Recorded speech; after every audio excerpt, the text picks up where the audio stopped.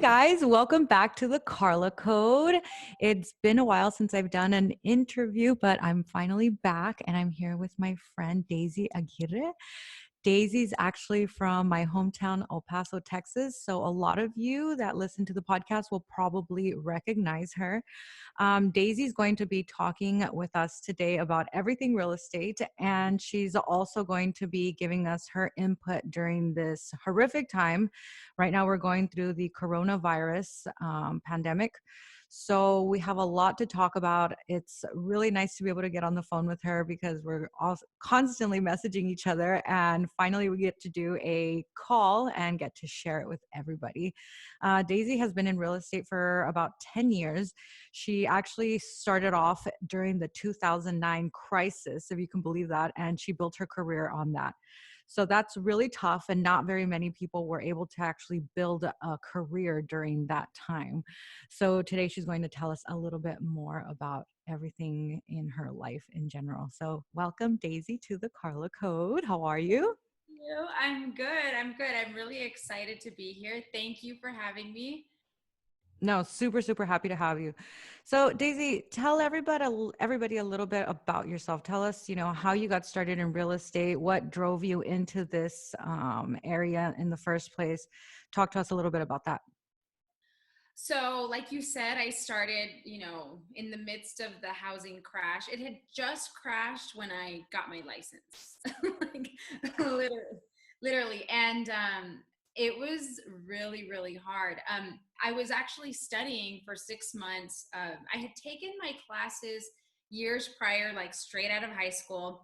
And I had been working for my dad for a long time because he invests in real estate. He buys and sells land, and he owner finances land. So that's how I actually got started. And I had this time. It was like 6 months when I was getting divorced. I had become a single mom, and I didn't want to work for my parents anymore. I just kind of wanted to have my own footing. And so I was getting my license, and I was a builder's rep like during this time, and nothing was selling, dude. And I was literally a builder's rep for free because you don't get paid unless you like sell something. Yeah. So it was like cheese and crackers, me trying to get my license in hopes that I would, get the license and then be able to like sell outside of the builder inventory. So, I mean, it was really, really grim, dark times. The first year of my real estate career, I mean, I cried myself to sleep so many times, just so worried about my livelihood or how I was going to make it and how I was even going to be taken seriously because I was only 22 at the time. Oh my God, you were a baby. Yeah, I was 21 when I got my license. So I didn't have a clue, but I made that commitment to stick it out because I didn't want to go back to working for my family and be like, well, I couldn't make it on my own. So here I am. I came back. I'm too proud to. I wasn't gonna that have. Latina pride, huh? Yeah. Oh, hell no. I was like, I will starve before I go back. So yeah. Oh, man. So how did you make it out of that time? Because a lot of people were, actually Luke was working in a real estate office as well in Phoenix at that exact time. Like he actually started working at that exact time and then it crashed. And him and a few of his coworkers, they decided to just stay in and they tried their best literally for a year. They didn't give up and they failed miserably. They just could not get through it. How did you get through that? Dude, it was hard. I mean, for everyone, veterans, everything. So I remember I would go to Barnes and Noble and I would read, and I couldn't buy the books because I was so broke. So I would just read and just bum everything off of Barnes and Noble. And back then you could still sit on the floor and just like dive in. And that's what I would do. I read everything I could get my hands on real estate, on selling, on, the dynamics with sellers and the dynamics with buyers. And it was really hard, but prior to real estate, my parents owned a scrap business, a recycling center. Okay. And that's where I grew up. So I grew up in a junkyard, literally in a junkyard. Yeah. So I mean, it was a scrappy kind of place, you know what I mean? So, and then, growing up in Socorro, it's a little rougher than than most parts. So It is. it it certainly helped that I had a base of being scrappy, like in Yeah. my core, I guess. And I didn't see it until my first year of real estate that's where it really came out. And I learned to be very aggressive and very hard. And it's a hard business and it makes you very hard. There is no room to be soft or like a sweetheart. I think the human element of it, really softens you up. But as far as like the negotiation tactics that get it done, attitude and spirit, it really, you have to have really thick skin and be very proud and just a commitment more than anything. And I was a single mom, so I had no choice. No So, choice. yeah, so Yeah. 3 books, and I guess just my upbringing. I guess that's really what I can I credit. love that you mentioned books immediately. That's like my favorite part of all this because it's true. People feel like they don't have a need to read. Like there's nothing to learn and there's a whole world out there in books and you can learn to do anything from reading. Mhm. Literally anything. If I decided that I want to learn a different language right now since we're here in quarantine, like I could literally learn another language by reading and, online courses, and people don't see the value in that, and that's amazing that you did that at Yeah. that time. And yeah, you were young. You were 22 years old. That's amazing. I honestly don't know how I if I see a 22-year-old now going through that, I'd be like, you're like, you Never just gonna make it, dude. you're never gonna make it. So I don't know how, like, I mean, thank God it happened. And then slowly but surely, it just I just worked my face off, Karla. Like I remember really early mornings, I'd be up by like 4 o'clock. I couldn't sleep because I was always so worried and so stressed. So I'd be awake.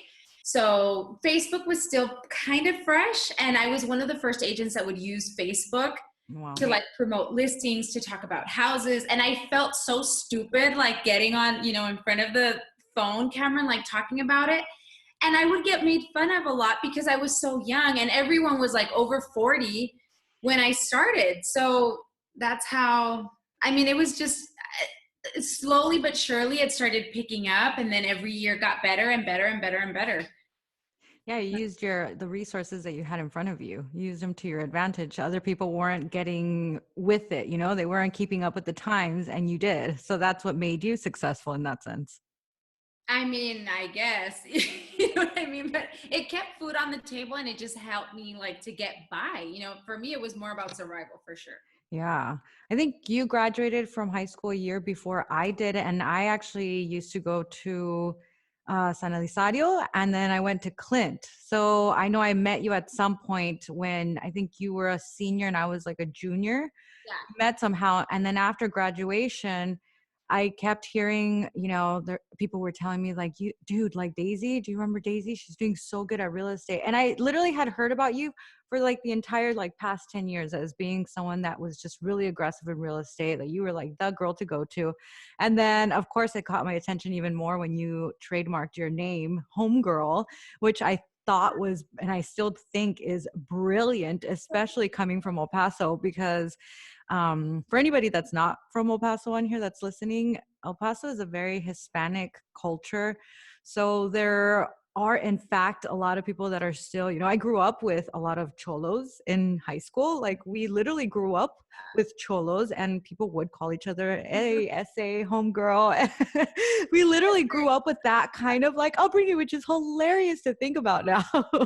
But we grew up with all of that. So when she named it that, I was like, oh my God, that is brilliant. We're from El Paso. It's like the most perfect name ever. So how did you come up with that name? I know you just recently received your paperwork, which I means you already have it. trademarked I it. have It's like under a purple stuff that I want to frame. So we, yes, dude, I have it right here. I'm so excited. It That's got wet amazing. because it was in the envelope, like in the rain. I had happened to stop by the house just to like put rain boots on that you wear like twice a year. Yeah. And I saw like the envelope sticking out of my mailbox, like getting wet. And I'm like, well, I'm just going to grab it. and I opened it and I literally like, I screamed first and then I started crying because it just, yeah, I'm super pumped about it. I'm so happy. That's amazing. So I know there's a lot of people out there with the name as well now. What can you actually do with that, with it being trademarked?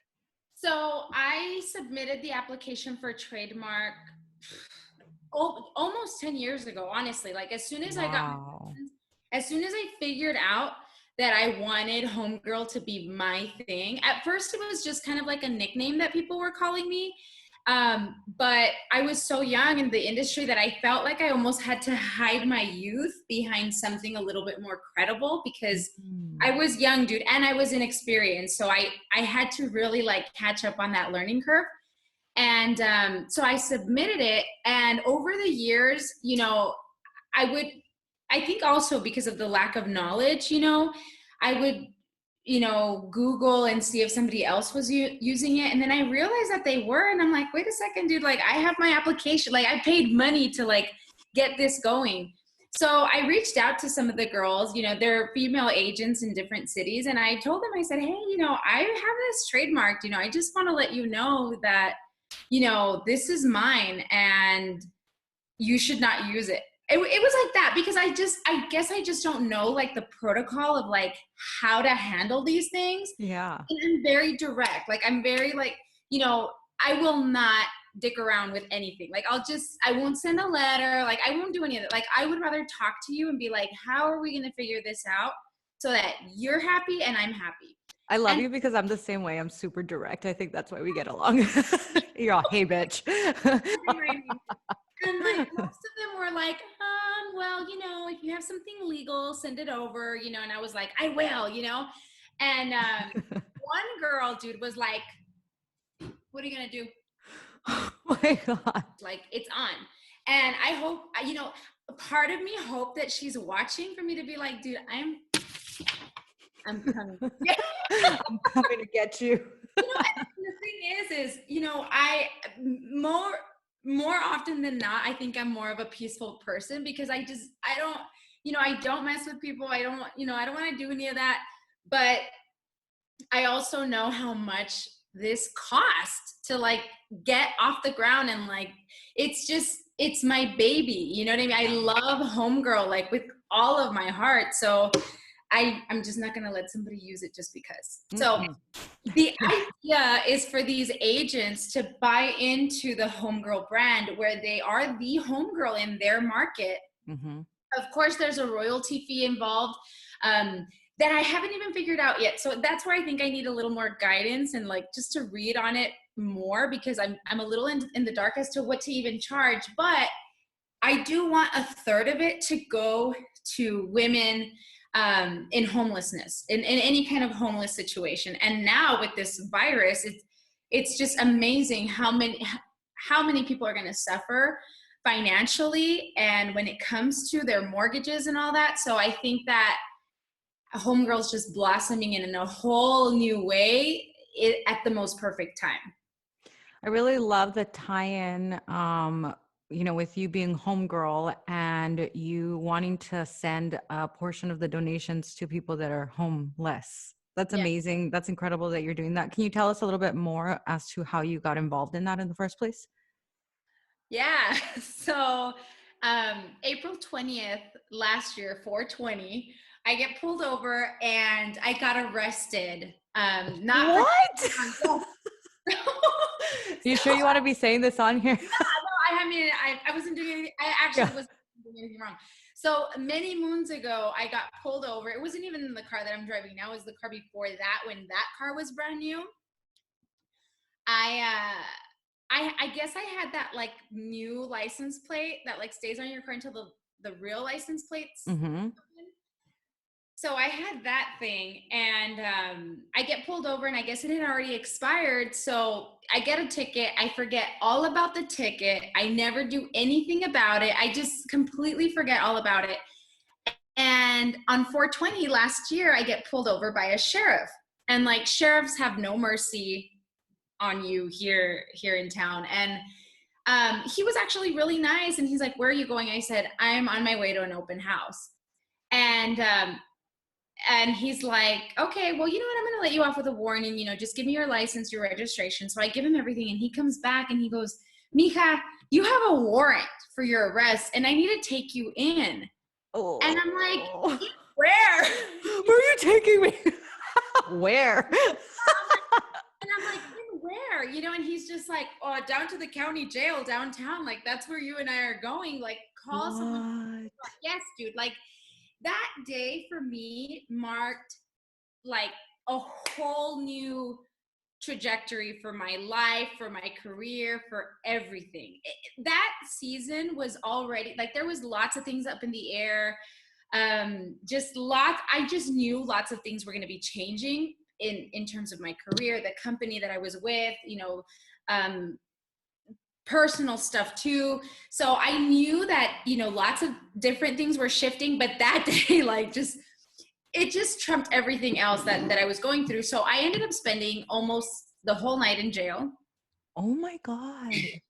And yes, so like, it was just horrible, Karla. Like, it was a horrible experience because they book you like if you're an inmate, dude. And my ticket was $300. So when I showed up, I was like, here, like, take my card. I'm going to pay the ticket. I'll Uber home. It's not a big deal. And their ATM wasn't working and they take cash only. I don't even know if that's legal, but that's how they handle shit down in jail. Sounds like Mexico to me. I know. I was like, no, I was just like, oh my gosh. Like, so I met so many women that day. And my first question is always like, when's your birthday? Because I need to know like what sign you are to see if we're going to be compatible. Because I'm a Sagittarius, like on the no wonder. I'm a Capricorn. That's why. And I'm like right on the Capricorn cusp. So I'm always asking like, when's your birthday? So that I can figure out like if we're going to be compatible or not. So my most compatible signs are Leo, Aries, and Sagittarius. And I have a lot of Taurus, Capricorn friends too. Everyone there was either a Leo, a Sagittarius, or an Aries. Somehow, dude, I think it was God. So we became friends. And so there were women there for like DWI. They were there for domestic violence, which is something that I would have thought I would have got to jail for. You know what I mean? Like, if there was ever anything that I think would have put me in jail, it would have been like a bar fight with someone.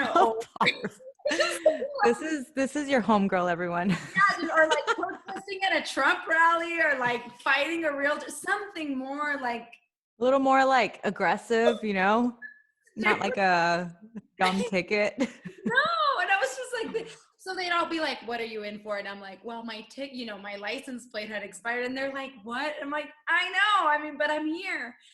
So we became friends, and this was all like in the holding cell time. Mm-hmm.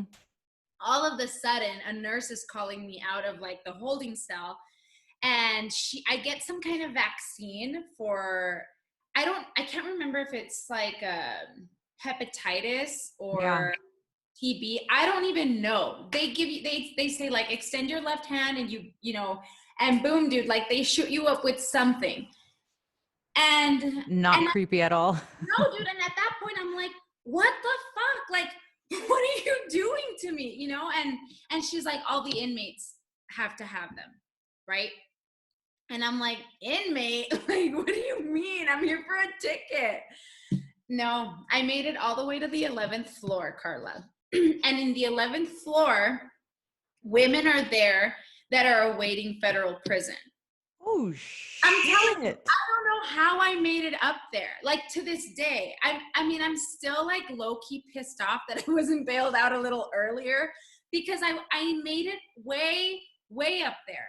So when I'm there, I'm meeting, there's women that I just didn't even want to talk to, because I was afraid of them, dude, because you're just like, somebody is gonna fuck me up in here, dude. Like, yeah, of course, I'd be scared too. Like, there's just no way that I'm fit for a place like this. You know what I mean? I'm just like, I'm like a junkyard kid, dude. I don't know how to fight. Junkyard kid. You know what I mean? Like, I don't know how to fight people. So anyway, I'm just like, oh my God. So I'm like calling like my friends and like, somebody get me out of here. And eventually, now that I know when someone's actually on their way to bail me out, um, I start having conversations with some of these girls, and they all came from broken homes, and they all came from some form of homelessness, like some form of homelessness. And that homelessness turned into having to get married or like shack up with a guy so that they wouldn't be a financial burden to their parents, to their mom, or, but it's always like a lack of family unity. There's a lack of like a home. And so some of them were there for beating their husbands, dude, because they were in severely abusive relationships. Yeah. And what's crazy is that they had taken so much abuse until they snapped. They never put these guys in jail because they were either baby daddy or there was some kind of financial tie. But once they snapped and beat the shit out of them, then the guys put them in jail. And I was like, how? Like, how? Right? And that at that moment, that's when I was like, okay, like I'm here for a reason. And now I feel like I have a responsibility for my business to offer that unspoken story to, some kind of support, I think. And I seriously, it makes you so angry when you see that firsthand, because chances are that they're going to go back to the guys if they're let off of jail, because their kids are in CPS and in foster care. So they will do anything to, to give their kids something better. And the only time that I can actually relate to that is my first year of real estate. And during that time that I was in jail, because things were really hard in a different way, but I still could relate to some of these women and the strain that they were living. And that's how Homegirl, then I was like, you know what, we're going to tailor this so that it's not just a fun, exciting brand. Now it's really like really setting roots in El Paso, but not just in El Paso, but also the girls that are going to be using the brand, they also need to do the same thing. That's an incredible story. Talk about one of those things that like happen for a reason, right? At the time you're just like yelling and you're just like, what the fuck is going on? Like, how is this possible? Why am I here? I don't belong here. Like, this is like the worst thing that's ever happened in my life. And then it turns out to be a blessing. That's incredible. That's a really, really cool story. So that makes me really excited. So, okay. So you have the brand now, Homegirl. So then once you get these girls to kind of be like under you with the brand name, that's when you'll start sending a portion of whatever proceeds you get to the women's battered shelter. Is that who you're working with, or who are you working with specifically? So in El Paso, it's called the Reynolds Home. So right now I'm fine tuning with my attorney as to how the funds are going to be distributed, because instead of paying the IRS, I would rather pay the Reynolds Home that all day, right? So I need to figure out how to really get that just more solid, because it's easy for me to put together an event for the Reynolds Home, or help with a fundraiser with the Reynolds Home, and then it be backed by Homegirl. But moving forward, portions of commissions are actually going to go like straight to the Reynolds Home. So that's where we're headed. And the girls that, kind of piggyback on that, they can choose their own battered women and children shelter in the markets in which they live. Now, here's the good thing is that I kind of get to call the shots. I want to make sure that if there isn't such a shelter, or if the shelter has certain restrictions, I want to make sure that even if it's in like a 501c3, I don't understand some of the legalities, but I don't want shelters to be considered if they turn people away for immigration status. So none of that. Also, any kind of racial profiling. I'm not sure how it works, but I know that in different counties, different states, it can vary. Yeah. And I just want to make sure that it's women, kids with no discrimination of anything, like no racial, no religious. It's certainly not going to go to any kind of religious entity. I don't want any of that. Yeah. I want it to just be just a home that is accepting of everyone, of everyone. And if you can't find, I'm sure you'll have shelters popping up all over the place because there's always a need. Yeah, So, for sure. That's incredible. I'm so excited for all of this. And I'm so excited to also be working with you, even in the smallest aspect, to be able to share what it is that you're doing, because I 100% believe in it. That's incredible. It's exciting. And with everything happening with the virus, I mean, you're in Mexico right now. Yep. So what are the things happening as far as like precautions happening in Mexico with this virus? Because that's a huge hot topic. Yeah, no, it's crazy over here. We've actually been very surprised as to how the government's handling everything. Yeah, they haven't, I think they barely went into like phase 2, just barely. Dude, people are just running around doing whatever they want.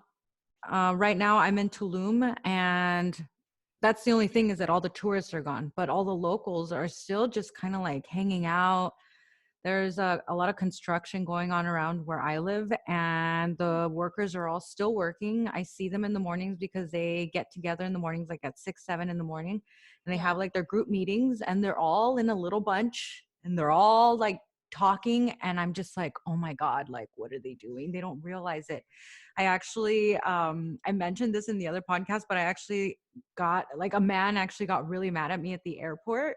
Yeah. Because I was, we came into the airport already feeling like a battle zone. Like, we're just like, whoa, like we got to like stay away from people. But I didn't know where the terminal was at. We had just dropped off our rental car and we walked across the street and to the gate. So I was asking the guy, I was like, wait, do you know where gate 1 is at? And he's just like, he's like, but he like came up to me like literally this close, and I was like, whoa. So I like took a couple steps back, and you could tell he got really offended.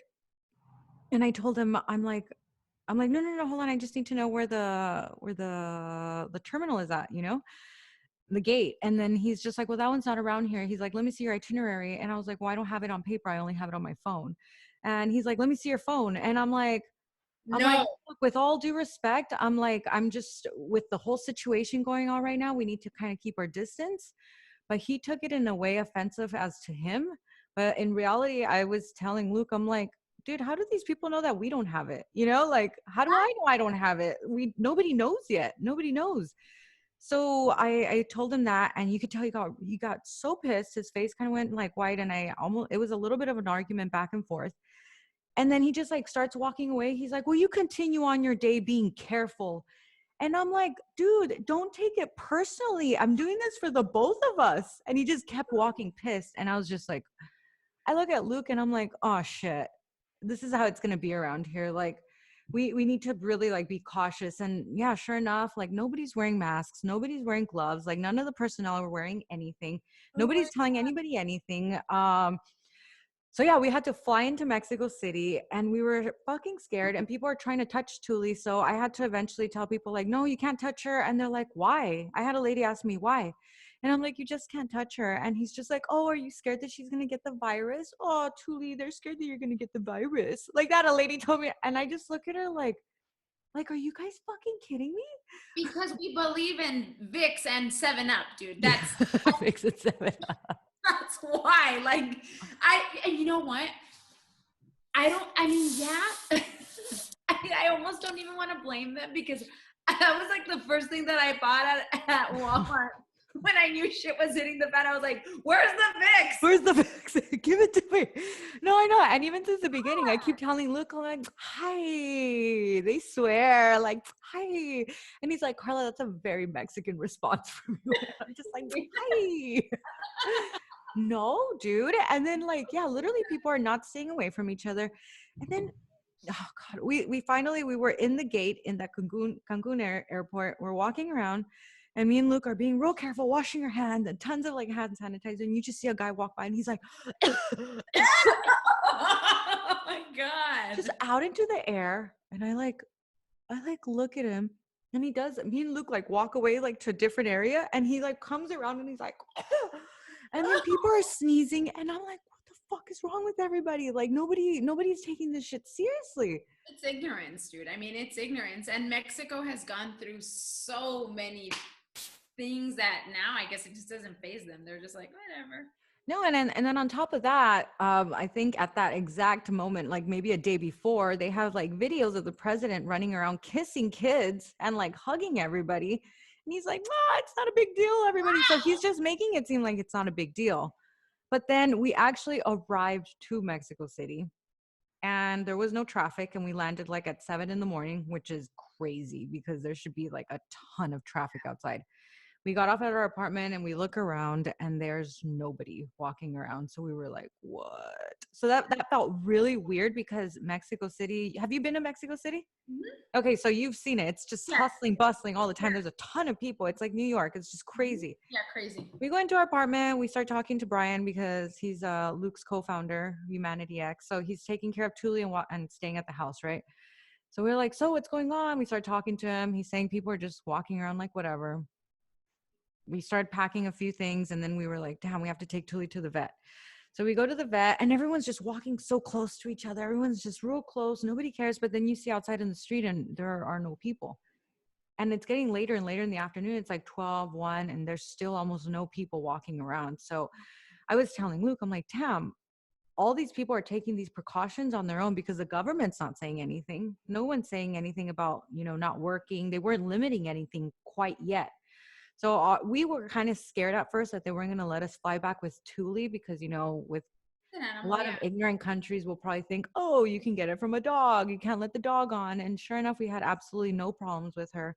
We got on the flight. There's people coughing away and sneezing away. And I was telling Luke, I'm like, I cannot believe we like literally risked our health and our lives for this little pug who has no idea that we're doing all this shit for her. Like we literally went just to go pick her up in Mexico City and we brought her right back over here. Like it was just crazy. But yeah, all the restaurants are kind of a lot emptier. We haven't really been out to see the restaurants here in Tulum lately or anything. I haven't been to the beach since we came back from Mexico City. We've been staying at home and the only time we're leaving is to go to the grocery store. And then at least at the grocery store now, as soon as you walk in, the security guard has like a mask on and he's giving you like a pump of antibacterial. Okay. And people are kind of walking around, but you still see people at the grocery store not caring, like they're not keeping their distance. I had a bandana on my face and Luke had a t-shirt on his face and we looked like we were bandits because we were just like, Dude. just any precaution, right? And people are still like, you're opening like a door, like the freezer, and then someone just walks right next to you and they're just like waiting right there. And I'm just like, dude, back the fuck up. I want to wear a shirt that says back the fuck up. Seriously. Aléjate, por favor. It's like, but yeah, yeah, yeah, but no, people are still kind of out and about. But I think now that it's going into phase 2, hopefully it calms things down. But I don't know how it's going to be here. There have been 4 deaths so far. And in all, that's not, yeah, in all of Mexico. So it's not severe yet. It's kind of calm. But with so many tourists coming in over here, that's the part that's going to get kind of crazy. well, And that, but also there's no testing, dude. Even in El Paso, well, in the US, there's no, like, we don't have enough tests, which I think is insane. yeah. So if we don't have them, Mexico isn't going to have them. You know what I mean? So we're all walking around like we might have it. Even like when I clear my throat, I'm like, oh my God, because you don't even know. Dude, I know. Yeah, I've always had like a daily sneeze, right? I've always just sneezed a couple of times a day. But like every so often I'll start sneezing a little bit more. Luke is like, dude, I know I have it. I feel like shit. I feel tired. My throat hurts. And I'm like, oh my God, don't say that. He's like, I know it. I think I have it. So he has some kind of suspicion he may have it right now. Oh So my I'm God. like, well, that we're fucked, right? Both of us. So in that case, we have to be super extra careful. Like we can't leave the house. We already bought enough groceries to last us a while. I was like, we have to like stay here for 2 weeks just to make sure we don't have it. Yeah. I mean, I have a friend, well, it's Luke's friend. He's a DJ friend that he's known for like 20 years. When I posted on my Instagram the other day that some of the symptoms are that people can't smell things very well anymore, like the sense of odor's gone. So first I got, Robert, right? The doctor from El Yeah. Paso. So Uh-huh. Robert messages me. He's like, it's true. He's like, I know somebody who has it right now. And that's the first thing that went away. And I was like, oh shit. And Oh my then, yeah. And then Luke's friend messages me on Instagram as well. He's like, holy shit. Thank you for posting this. No wonder. And I was like, what do you mean? No wonder. And he's like, I have coronavirus. He lives in New York. He's like, I have it. I've been sick for like a month. He's like, it's funny. He tells me because he smokes weed and he's just like, he's like, my weed's been smelling like shit lately. Like it tastes like dirt. He's like, I wasn't able to smoke it. He's like, I just peaked with the fever like 3 days ago. He's like, I'm finally getting better. He's like, but if anybody thinks they're going to get away with not getting this, he's like, everybody's fucked. He's like, I think 80% of New York already has it. yes. Everybody has it. He's like, and the people that think that they don't have it are in denial. And he's like, we all have it. He's like, this is going to be crazy. And if we think this shit's going to end in the next 12 to 18 months, then we're delusional too. I was Oh, like, oh my God. And we have a friend that his dad passed away in Spain I from saw that. coronavirus. I saw that on your story. I was like, Yeah. what the fuck, dude? Yeah, And dude. my sister is trapped in Spain right now. Like she cannot fly back to the US. They decided to take a sabbatical year and live in Spain and they're stuck, dude. They're confined to the apartment that they're in right now. Yeah. I was just talking to my friend I Laura. mean, She's a personal trainer and she lives in Spain right now. She's from Canada. And yeah, she was telling me right now. She's like, dude, I'm like in day 15 of quarantine. She's like, we can't leave the house. She's like, they're fining people if they see you like in groups of more than one. She's like, if you're going to the store, like you have to have the bags in your car and you have to be by yourself. If they see you with another person, they'll go after you. And then they'll either make you go home or they'll give you a fine.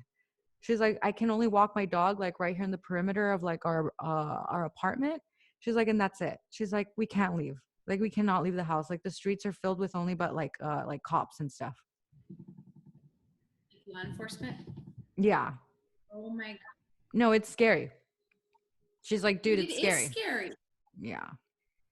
For me, It's what is has been like one of the more scarier things, obviously if maybe Luke and I were to get it, it's not very severe because we're healthy. We don't have any underlying issues. So we would get better. It would probably be very terrible to have it. We would be fine. Of course, people that are older, underlying conditions, those are the people that we all need to really worry about. And that's why we shouldn't be going out, even though people keep saying shit like, oh, I don't care if I get it. Like, I'll be fine. And it's like, no, dude, it's like the community. You have to be careful with like people around you. Like this could be your grandparents, and it feels like people yeah. don't see that part. But here in Mexico in particular, the part that we've been kind of worried about is we're like, people live day to day here.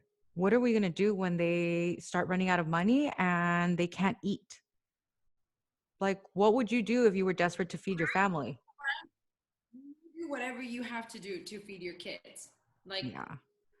So point. there was a news story yesterday here in Mexico that a group of 80 bandits went to a I grocery saw store in Mexico and they took everything. And they said they were yelling things like, you guys aren't going to leave us starving. Yeah. So we are also thinking maybe in the next, once like because we're at an Airbnb. So once like the lease is over for the month here, we may try to get back into the US if they let us in. Because I don't know if they I'm would let telling us you, in. yeah, Go I ahead. think so. I think they are for now. I think so because I don't know if the bridges have closed yet. I keep hearing that they were closing that day. I think that I text you like you need to come back. Yeah. US citizens, I think Yeah. we're still Yeah.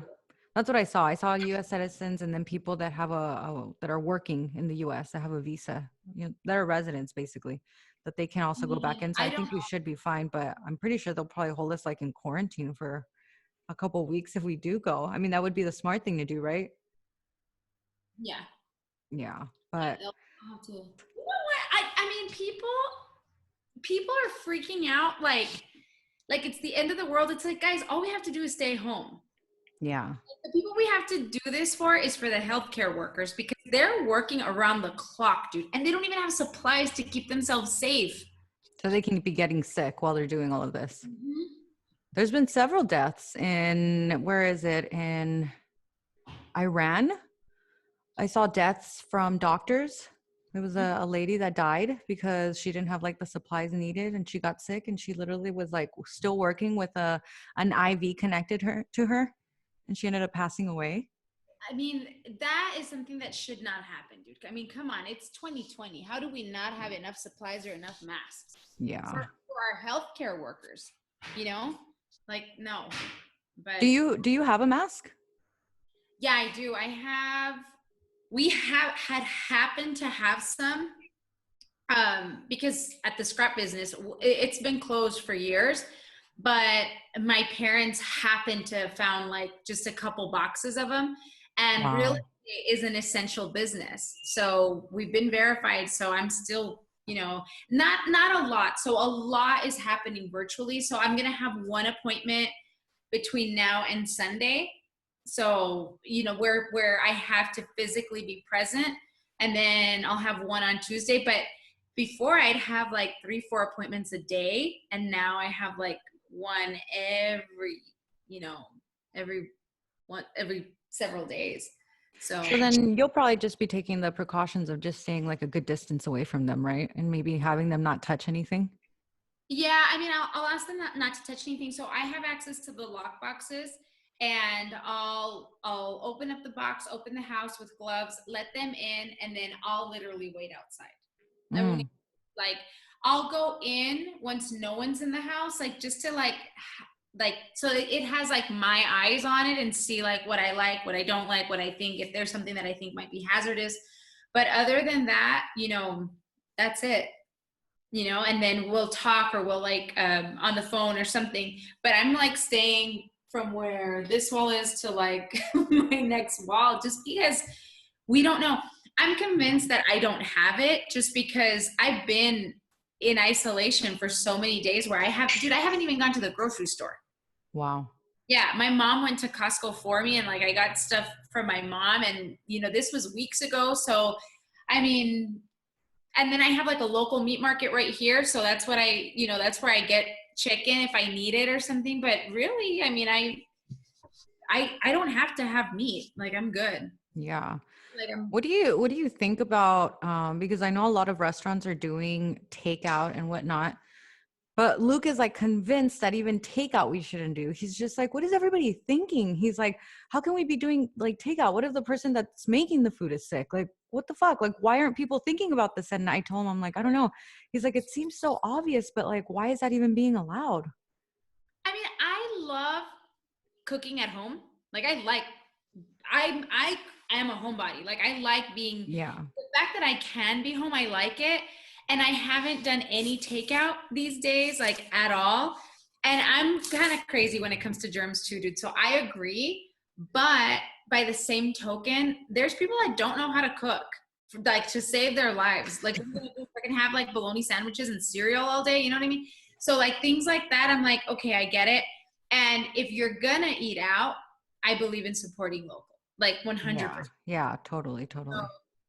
What's so crazy is that liquor stores are an essential business. And I'm like, okay.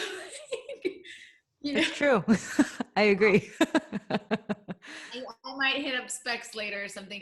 But you know what I mean? But I mean, this is a new normal, and we're just going to have to deal with it. And, thank God we're healthy right now. Yeah. And, we just have to pump our bodies with a bunch of vitamin C to like make sure we can weather the storm Yeah. and not be assholes about things, dude. And then we have our kids here too, like at least me, like I have I have the kid here. So she's been quarantined for like the last 2 weeks with my parents. And just because like spring break and like we still didn't have this order, like not being able to leave. So Yeah. like as soon as we knew that it was hitting, I went to go get her, and I'm like, that's it. Like we're just, and then I realized that now I'm an essential business. So I'm still working a little bit, but like I tell you, I don't have any appointments for a couple days. What are considered essential businesses there in Texas right now? Okay. So in Texas, we have to have legally binding contractual obligations to the client. So if somebody calls me and Mm, says, hey, like, I like your listing online, can I see it? I won't go show it anymore. So like, okay. So if you are needing to sell your house and you have to sell your house and you're like, hey, I need you to come because I need to sell my house, then I will go. You know, if you like, I have several clients that are actively needing to buy a home. So those are the ones that I'm actually still servicing right now. I like it because it eliminates a lot of the bullshit, like a lot of like the looky-loos clients that just aren't serious. So I have a lot of very serious people, which is really good. Yeah. What else? I've been saying this forever. The market is going to correct itself. Okay, so guys, she really has been saying this. It's so crazy because she had literally told me this like 2 weeks before all of this started happening. She tells me, she's all, Karla, everything's going to shit. And I was like, what? And I went and I told Luke, and I'm like, hey, so Daisy thinks like the market's going to crash pretty soon. He's like, well, it is kind of time already. I'm like, she's certain. He's like, huh. That's really interesting. And then all of this started happening. And I remember I told him, I was like, dude, are you fucking kidding me? I'm like, she knew. I'm going to start listening to all of Daisy's predictions of what she knew. No, but you were spot on. Mm-hmm. I mean, I think I do have like a spidey sense in Spidey sense. a little bit. But I mean, market trends have been telling us this, you know, for years, that, you know, this is just, it's a good 7, you know, you'll have a good 7 years and then boom, something will happen, and then good 7 years and then something will hit the fan again. So the difference is, I really thought that it would be another housing crash. Something. Again, every economic strain will make an impact on the housing market. I, you know, completely believe that. But at the same time, you know, 2008, 2009, that was like people were jumping off a bridge because the housing market completely went to shit. Like it was a direct hit to the housing industry. Yeah. Lenders, people went to jail for deceptive trade. Like, I mean, bad, very bad. Yeah. So, you know, and then we had the automotive bailout, and then we had, you know, now I was kind of suspecting like maybe the student loans would have a bailout. You know, like people would have their student loans pardoned because it's such a huge problem, especially here. Like everybody has student loans debt. So that's the one thing that I'm really happy about not having gone to college about, is that I don't have any student loans. Yeah, me neither. But other than that, yeah, I'm like, oh, I didn't go to school. But other than that, dude, like I really thought that maybe it would impact the housing market. So I've been saying this for years. Agents that are not 100% about learning, about staying afloat, about adapting, about disrupting, you know, the current trends, they're getting lost in the shuffle. You know, last year at the Inman conference, I was there in San Francisco, and that's like where all like the who's of real estate come, and of anybody in the world in general, San Francisco. Yeah, real estate, like you want to listen to them, right? And it's so funny because we always, as agents and, you know, in the industry, we thought like things like Open Door, you know, like the virtual companies, to where like Zillow was buying and selling property. Like Zillow for us is the Antichrist. I hate Zillow. Really? Why is that? I don't know too much about Zillow in general. Dude, I will not pay a fucking dollar for Zillow because they're very misleading. They're very inaccurate.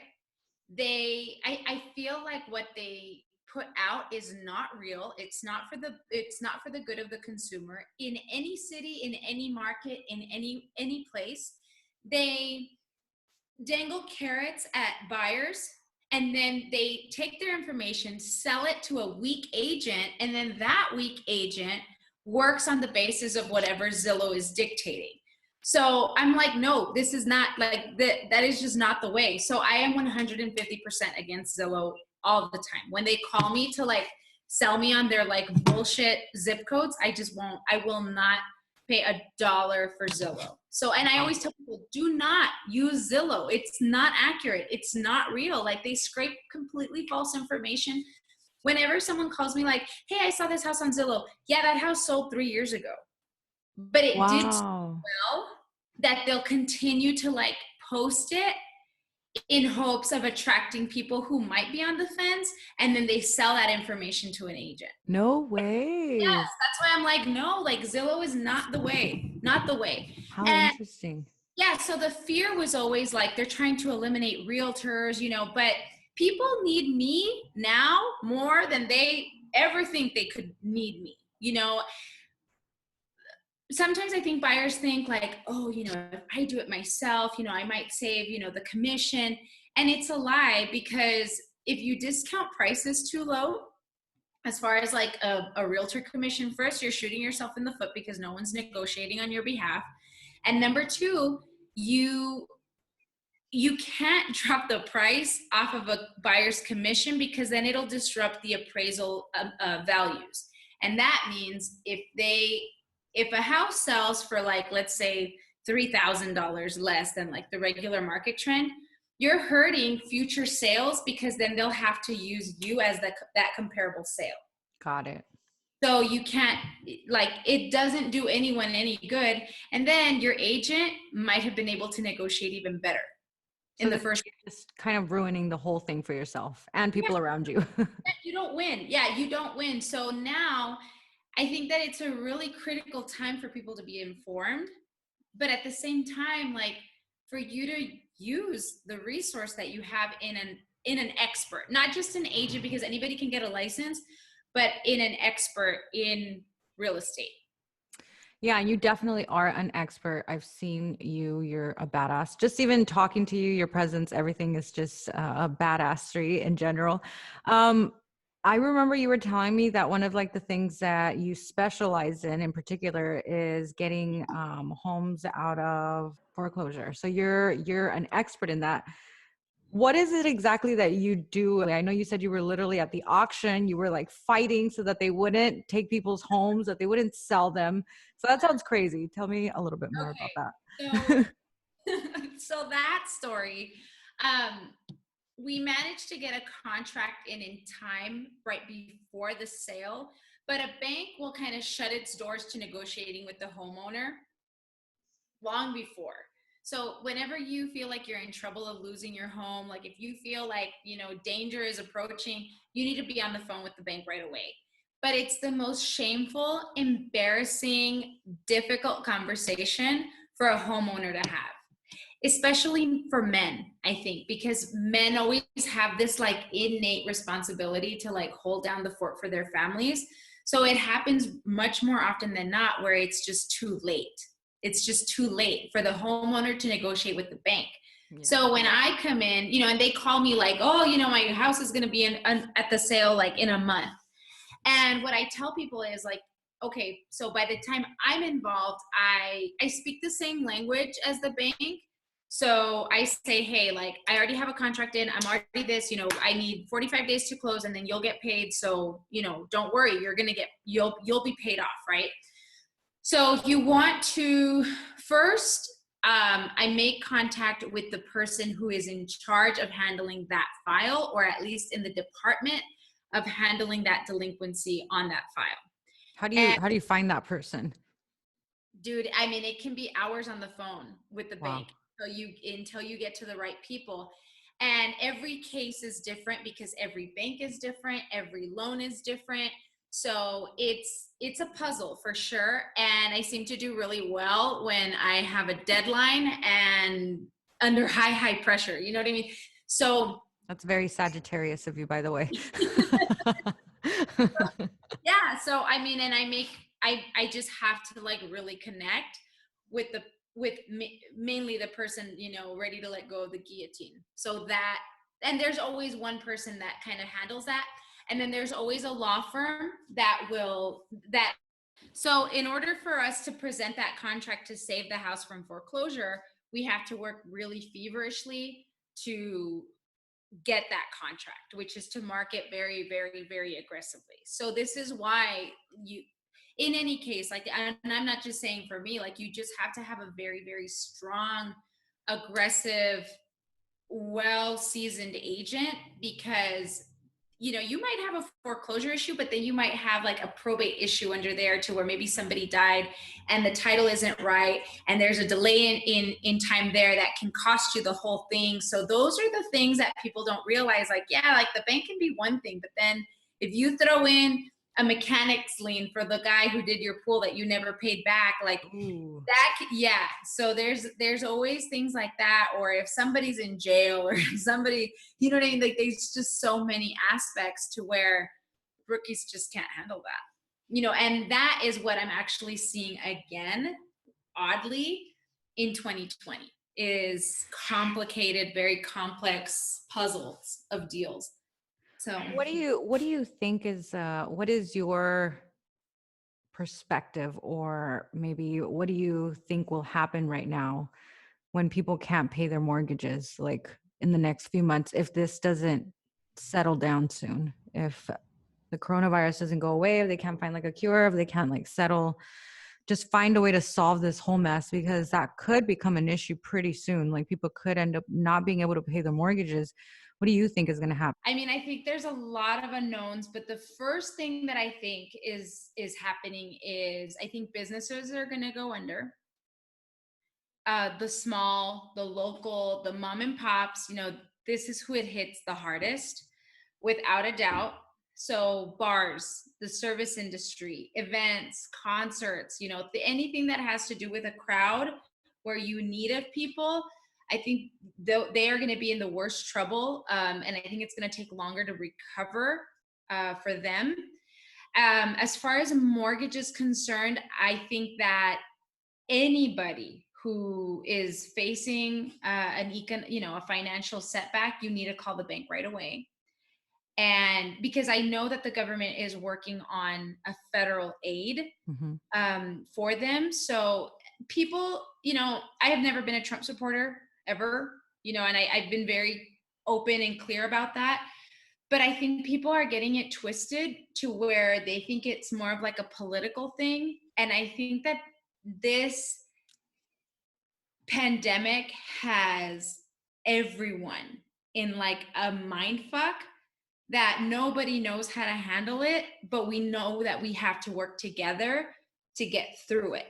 Yeah.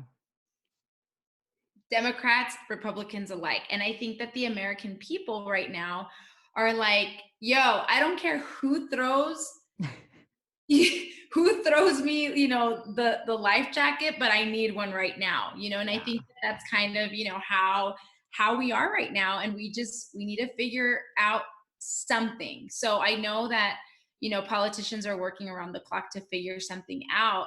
I think they already proposed like sending checks Yeah. for like $1,000, but that's a drop in the bucket for a lot of people, dude. I mean, Yeah. most rent here in El Paso, finding anything under $1,000 is going to be a very, very difficult, so much, much worse for bigger cities like Dallas, like Austin, in Texas, look at San Francisco, dude. Their rents are through the roof. Their Yeah. mortgages are through the roof. New York, where they're hit the worst, so I know something has to get done. And, but I think the main thing right now is for people to stay home. If you're not an essential worker, you need to stay home. I think that's like the first band-aid, and I, as far as like the housing industry, I think that my workload is certainly going to go up for sure, because people are going to need to buy and sell, and people are always going to need a place to live. And I know this. I know this because I lived it the first time around. As grim as things can be, you still have to have a place to live, and you have to either buy something, rent something, or sell something. So I just think that our industry is going to change, certainly. If you can't, get creative and know how to disrupt what we already know, what was normal, which is no longer normal, as it's just no longer our business as we know it. You have to adapt real quick and get creative and move forward. Otherwise, you're going to cost your clients a lot of money if you don't know your head from your ass. Yeah.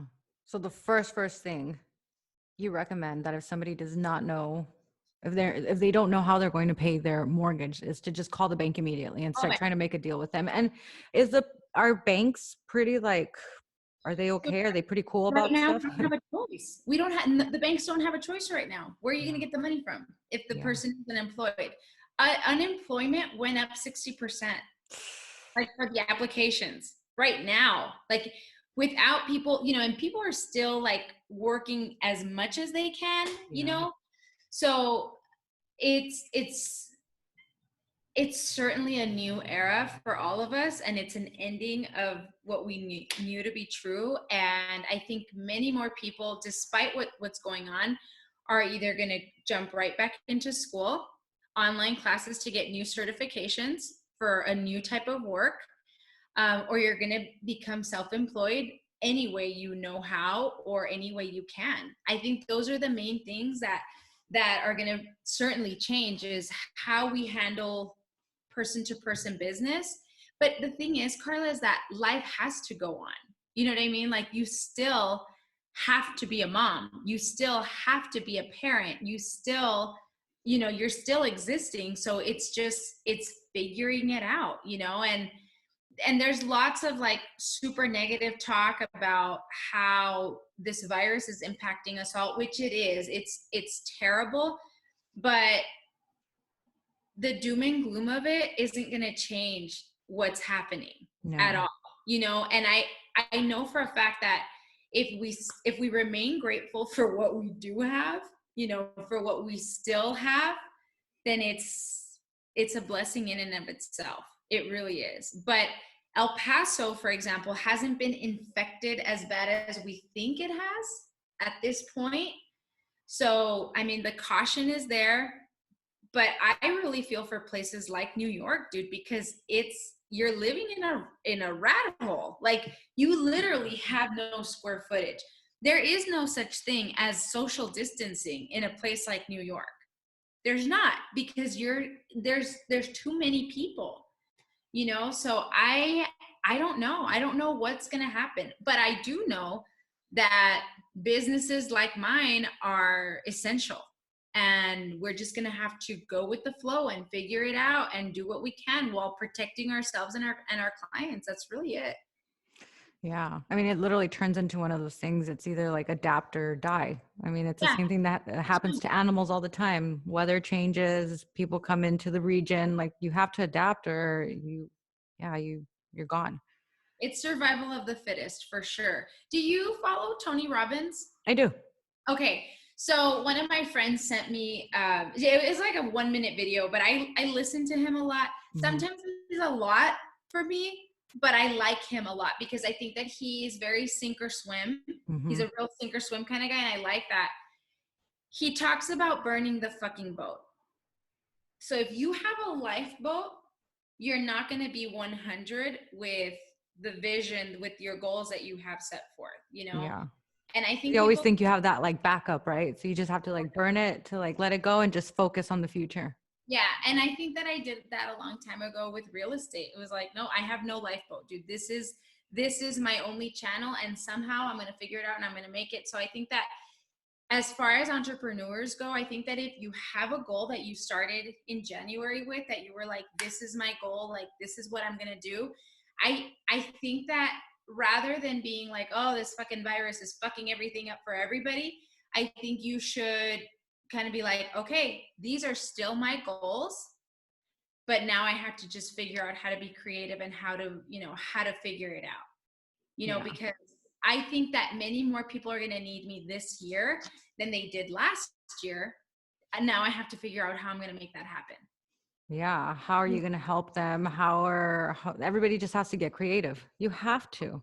You have to. Yeah. And I also think that for people who have non-essential businesses, for example, like teachers, dude, now we're going to thank them 100 times over. And it gives us all a new perspective as yeah, they totally deserve more because they deal with our kids every day, all day, So, I mean, I think that things are definitely going to shift in terms of how we value our janitorial staff, our teachers, all the low end, people all the low end, employees. I mean, look, they're the ones holding us all together, dude. Oh, seriously. Yeah, Yeah. I mean, you're at home with one child. Teachers in general are in a classroom with like 26 kids at any given time. They're having to deal with like their brattiness. My mom, she's a bus driver at Socorro. So she deals with that shit all day long too. Like people like disrespecting her, and she's trying to drive, and she's actually like, she actually has children in her, like, In she's her like holding their care. life together in a fucking vehicle, and parents still like disrespect her or treat her bad. And I'm just like, do these people not understand what you do? Like, but they hold that as also a very like low level kind of job. So then they're not treated as well. But I mean, who's going to take your kid to school? Like, do you want to take your kid to school? I don't think you do. And not to mention, dude, like people don't even know basic skills like how to clean. And when you need to disinfect your space, guess what, dude? That janitor that you think is less than you now becomes your most valuable asset. So I think that shift in perspective really is, it's so interesting to see. So I think that if we remain positive, if we remain grateful for what we do have, we're able to see the beauty in the shift of perspective to propel us to keep moving forward. That's what I don't know shit, but that's what I think that I know for sure. Yeah, I agree. I'm, I feel like I already miss social gatherings. I'm not one to like being around too many people. I'm also like a homebody like you. I like being at home, but I love being at concerts, and I love being at events, and I love being around friends, and I love to, go out and like party and like just socialize. And already I'm like, damn, I can't believe we took all that shit for granted. Like it's just those type of things that you never thought you would not be able to do. You know, the weekend is rolling around, I guess, and then everybody's already like, oh, I'm excited. I get to go out to like this party this Friday. I'm going to get together with my friends. I'm going to have a party at my house. And you just think it's like just very normal, very typical. And now it's literally taken away. And I don't even know if I've really fully grasped that. I don't know if I've actually like taken it in, because every morning I wake up and it feels like a normal day. But Yeah. then I start really opening my eyes and I'm like, holy shit, this is really happening. Yeah. Like I can't, for our own safety and the safety of others, like I wouldn't be able to go back to El Paso right now to go to my mom's house for her safety, Yeah. because I wouldn't want to get her sick. And then my niece is there too. Like, I don't want to get her sick. I'm not gonna be able to see my friends for a while. Like, the only way I'll be able to see people is like this, talking on here. And it's sad. It's really sad. I don't know how to like take all of this.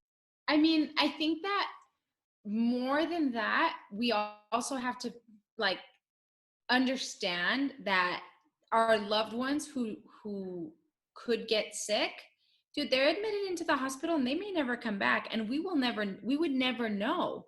Like you can't even mourn the loss of your loved one. You'll never see the body again. Like that's what they were saying.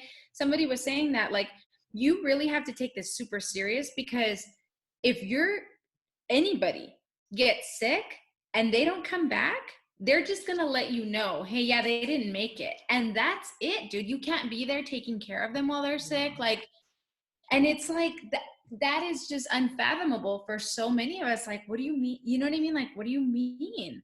Yeah, our friend, the dad since he just passed away, he wasn't able to be there for his dad. Like the last few days that he was sick, they were just giving him information, and he couldn't hold his father's hand while the dad passed away. So Imagine, he passed away alone, dude. Like, imagine, what like the that's just, fuck? I know. Like when I think of it that way, I'm just like, oof, like how horrible. And that's something that people aren't taking seriously either in a lot of places, because it hasn't hit close to home yet. But I can assure you that it's going to start hitting close to people very quickly, very soon. Like, it's going to happen, unfortunately, if we're not careful. Yeah. Like, we do need to start taking this seriously. I mean, I've also seen that a lot of, I don't know what your thoughts on this, because I do want businesses to stay afloat, small businesses. I do want them to stay afloat, obviously. But what do you think about places like some nail salons still open, or maybe, med spas that are still open? There's a lot of places that are like just beauty driven and they're still open. And that like freaks me out. I mean, dude, I wouldn't go. You Yeah. know, I'm not. No, like, so my last nail appointment, now they look kind of ratch, but like, so I had acrylic and I literally had my nail girl take everything off and I just asked her to put like a super basic, like nude gel That's smart of on you. it, so if they grow out, they grow out. But I'm not going to see her until this is over. But what pains me more is she's a single mom, dude. And this is her income. Like, this is the only way she gets paid. She doesn't even get child support from baby daddy. So she's on her own. And she was like, dude, how am I going to make rent? How am I going to pay like, take care of my kids? And then I have to homeschool them too. So like, God. those things is like, whoa, like those are like really like hard hitting things. That's why I'm saying, like, we have to kind of focus on like the main arteries of the economy. Real estate is one of them, dude. Real estate is a main artery, and from that little seed, you can have lots of little branches go out to where your job is essential. You know what I mean? One of the things that I had talked to my friend Star about back in April of last year was, I told her, I said, I want to employ women that are coming out of jail to, like, as a janitorial service. I do not think like any kind of cleaning service is low end, dude. Like, I love getting my house cleaned when I don't clean it. And my grandmother, she was an illegal immigrant and she came to clean houses. Like, that was her gig, back then. So to me, I don't see that as like bottom feeding work. I don't. And I told Star, I said, it's essential. We need to have, like, we have to have people who clean and make these houses ready for the new owners. So like, I thought of opening up a cleaning business, but I really don't know the first thing of like a professional janitorial business, and there's obviously, you have to be insured. You have to have like certain things in place. But I thought like it would be a really good idea. So I think that you're going to see a rise in kind of like letting go of that ego to be like, okay, like, this is where we're at, and I've always said, like, yo no me voy a morir de hambre, because if anything happens, like, I'll just start cleaning somebody's house. Yeah. I'll start cooking for somebody. Like, I don't care, because I'm a mom and I need to make, I need to make ends meet for my kid, period. Yeah, absolutely. But I think that, like, seeing my nail girl go through something like this, it's like, and it's those little pokes that I'm just like, how do you do it for people like them? Yeah. And it's like, you make them essential again. Like, that's the only answer that I'm kind of coming up with on my end. Like, this is how we're How do they make themselves essential? Like, how can they become essential according to like what the government deems essential, right? Right. How do we do that? So I think that those of us who are still considered essential, I think we have a responsibility to like carry out, help, like, just to stimulate this again, to make our brothers and sisters who are really hurting, how to like give them a leg up too, because I was really worried at first, because there can be a dip in my business too, but people will always need to buy a house. And I'm much more valuable right now than I was a year ago. So I know that I'm indispensable. Like, people need me. But what are we going to do about the people who, we don't need to get our nails done anymore, dude? Like, we don't need, and it's not even safe to go into a nail salon because you don't know. Who is considered essential? Like, who are they considering essential? So if I remember correctly, it's medical, law enforcement, utilities, real estate, lawyers, banks, liquor stores. Luckily, How did they get away with that? the randomest thing. And like Walmart's, hardware stores, groceries. So those are the essentials. So, small grocery stores too, right? Yeah. So if you're in grocery, like, you remain open. Yeah. God, they got lucky. But Mm-hmm. why alcohol? That's so interesting. They Right? You got know that what, one dude? in. You know what? I'm not going to complain because I might hit I'm up. not either. I'm like, you know what? Yeah, I'll probably run by Specs and like pick up a couple bottles of something. But yeah, is there such thing as like a vegan alcohol, or is that like, Yeah, of course there yeah? is. I think there's some that are just made out of like basically like potato and stuff. I mean, I drink a lot. I mean, I calmed myself down since like last year. I don't drink as much anymore, but yeah, of I think I course. drink more now. Do you? Yeah. No, I don't drink as much anymore. As I've mentioned in other episodes, I would probably rather take something a little bit more psychedelic, if anything. Those are a lot more fun and you don't get hangovers and everything's just beautiful. you you see the world a lot differently. You see the world as the way it should be. You start seeing how everything is very fake. You start looking around, you even look at like your own nails, you see buildings and you're just like, this is why the world is so fucked up, is because people have gotten away from, mother nature and gotten away from like our true source, and everybody's just like trying to like make money, and like everyone turned very capitalistic and just like killing everything and every animal they can eat, kill, and this is why we're in such a mess in the first place, in my Yeah. point of view.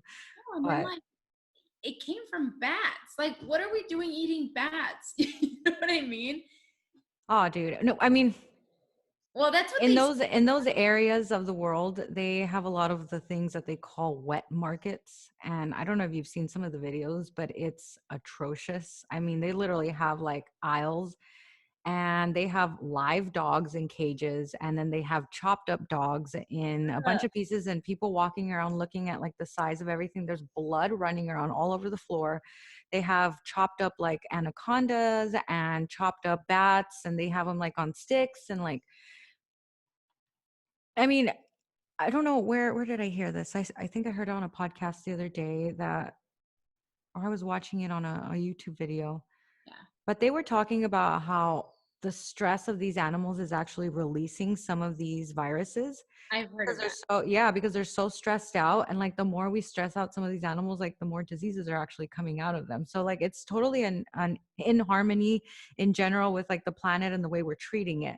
So Mm-hmm. I hope, but I hope that this brings light to some people as to how we're treating the planet in general. And I hope people kind of like switch their mindset as to what they're doing on a daily basis. Like, is this like destroying our home, Yes. or are we helping it? So No, dude, we're all connected. yeah. We're Yeah. all connected. Like we are all connected. I see a life coach once a week. Okay.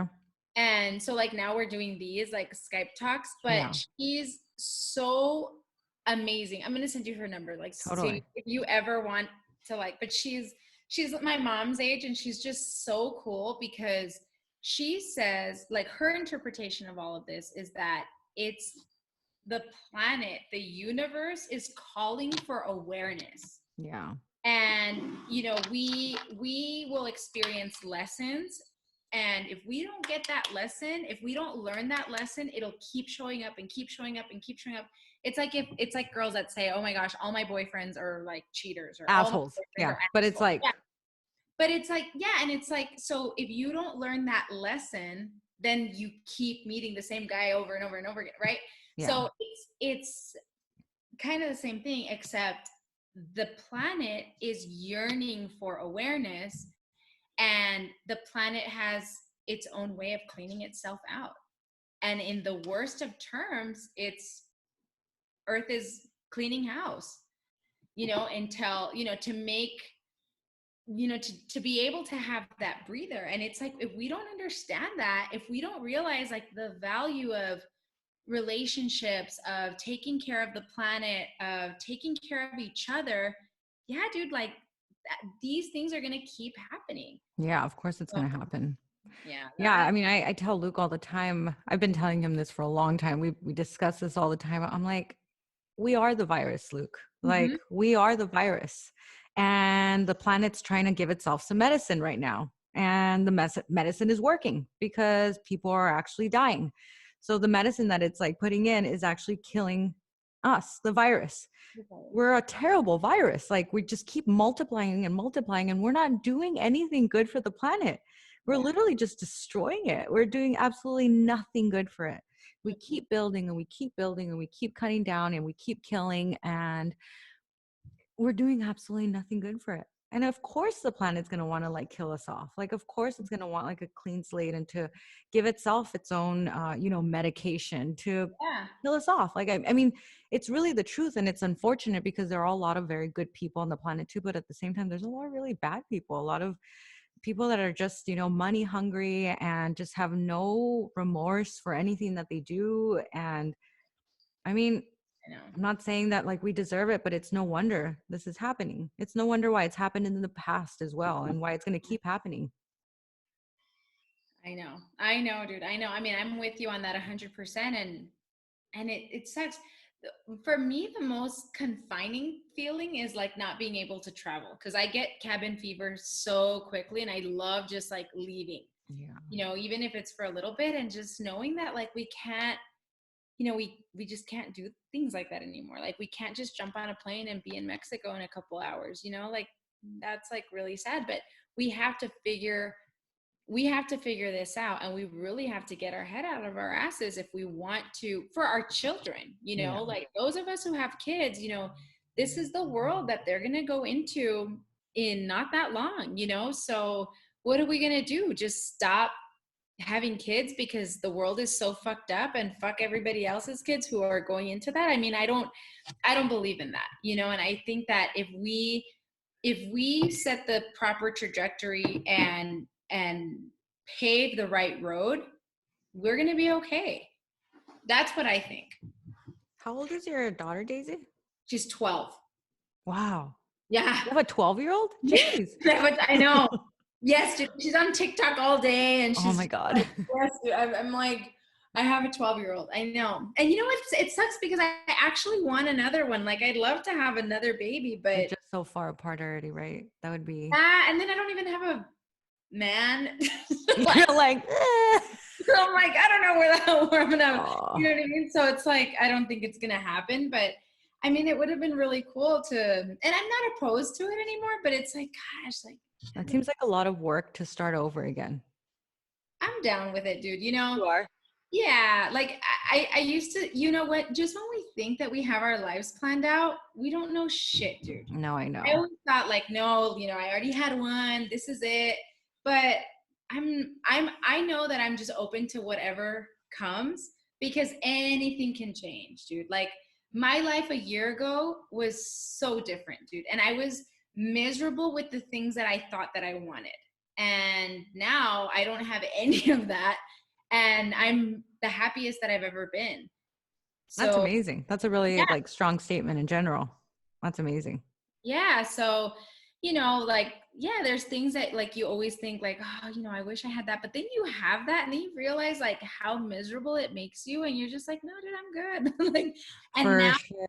yeah, and when you're forced to not have anything and to like really check your ego at the door, that's when you're just like, oh shit, like, like I'm enjoying things that I never did before. Right now with this quarantine, like the blessings that come with it are, I always said that I wanted to run a business from my house and doing what I love and negotiating, for my clients and doing things for them. And I always said that I wanted to be more of a mom, like be at home, There you go. be with Careful my, what you wish for. and I mean, as nutty as it is, dude, like I'm enjoying it. Like you just Yeah. have to find the joy to enjoy what you're going through. Like I'm gardening again. Like I actually like have plants that aren't dying. You know what I mean? Like I'm Yeah. cooking at home. So like I really believe that you have to see the beauty in the present so that you can live to have a future. Totally. That's what I think right No, now, I agree. yeah. Yeah, what Luke was telling me last time, he's like, wow, what are we gonna do? We're gonna be together so much. Like, do you think we'll drive each other crazy? And I'm like, Luke, we're together every single every like day. every day. Like we've already driven each other crazy and we've like gotten through it. It's like we're fine. Luckily this place is big enough to where you can like I can go upstairs, you can go over there, we can do our thing. We'll be cool. He's like, all right. But no, it is true. It's nice to be home. It's nice to not be so like distracted all the time. Just like off doing other things. Yeah, I think everyone's just gonna have to see the good in this, because if you keep seeing the negative, then you're just gonna go down a dark hole. And you What are you can't. gonna do? You can't do that. You can't do that, because especially if you have a family, like what are you gonna tell your kids? Like what are you gonna be like laying in bed all day crying and then them seeing you like, hey mom, like what's up? What does your daughter think of all this actually? Like what does she say? I mean, Okay, so I had her quarantined with my parents for 2 weeks. So my right when it started, my dad calls me and he's like, "Okay, this is how we're gonna do this. You know, you're gonna bring Sarai and she's gonna be quarantined here, and we're gonna homeschool her here, and you can, stop by and check on her or whatever, but she's gonna be here, right?" And he's like, because you're gonna have to continue working. So that fear again, like you just think like, shit, dude, like, okay, well, yeah, we have to do whatever's best, right? But then, you know, when I'd go and check on her, like obviously we have to keep a lot of distance and like her not come near me because I've been around people. But I tell Sarai, I'm like, look, you have never gone through something like this. I have never gone through something like this before. Like, I think we have to be really honest with our kids to be like, shit has hit the fan around the world, like in China, in Spain, like in places that we've never even been, dude, with people we don't even know, like around the world, everyone is going through this same bullshit. Okay. We have to just hope that our leaders have some sense to take care of us, because they're making big decisions for us. And we're just going to write it out. We have a roof, we have utilities. I have plenty of shit for you to do around the house. y'all, the house needs a new paint job. Do not worry. You can paint everything little by little. You know what I mean? Yeah. I mean, and outside of that, dude, like we have food, like we're going to be okay, Yeah. And I think that you just have to, I think you need to believe in the law of attraction also. Always. And dude, we are what we attract. And I am certain that me and mine are going to be fine. I'm certain. I'm like, I have no doubt that I will always have what I need when I need it. Period. Yeah. Period. And when you have that confidence in yourself, then you can serve others. That, without that, you're doomed. No, it's true. Yeah, no, I have no doubt that we'll be fine as well. Like we'll be fine. I am not going to let myself go down that hole. I'm not. I can't, dude. Because the times that I've gone down that hole, Karla, it's not a good time, dude. It's not a good place. The 10X rule by Grant I Cardone. was just gonna mention him. I was about to tell you. I'm like, you've read you know who Grant Cardone is, right? Yeah. Yeah. So I've read the book, I've listened to him, and then I'll like go back in bits and pieces and just like, and then like on YouTube, there's so much free shit on YouTube that you can listen to. People have no excuses. No, you have no excuse. And like he coached businesses during the crash Yeah. and during the vehicle bailout, that the General Motors bailout, that when you see that the tide is like kind of going down and work isn't going to be good, you have to go like 10x it. Like you have Yeah. to be on top of your game, and that's it. And that was something that it took me a long time to learn. I didn't get that. Because I was like, I don't have money. Like, how do you want me to do it? Like, I don't, de donde? Like, where do you want me to, how do you want me to do it? That's what I'm saying. Like, this is the perfect time to get really creative and really figure your shit out and hit the ground running. And then to make a positive impact, dude, in times like these, like, how rewarding is that? Yeah. You know?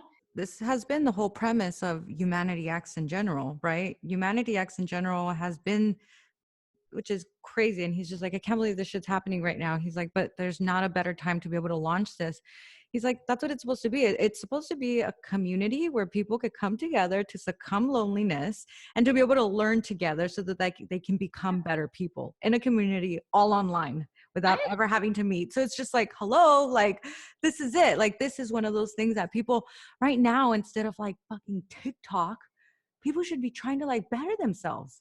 People should be trying to learn and read, like, but everyone's just so like wanting to be entertained all the time. Like, what the fuck is that? Like, stop trying to be entertained and start trying to like change your life and become better. Like, I don't understand that. Like, there's so many things you can do with your day, so many things, instead of just trying to be mindlessly entertained by Netflix and TikTok and Facebook. Like, come on, guys. This is the reason I was saying in my other podcast too. This is the reason we're in this boat in the first place too, because everyone's like so fucking ignorant. Like, everyone's just fine with being ignorant and not learning and not knowing about like their world, and just kind of letting shit happen, like letting like circumstance take them instead of them taking charge of like the world around them.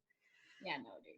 Who knows? I mean, who knows what next year will look like? But I mean, that's the thing, dude. Like, I'm so optimistic because a year ago I was in a hellhole. Like, I mean, it was a horrible, Carla. So, Can you tell us a little bit about that, or you don't want to talk about it?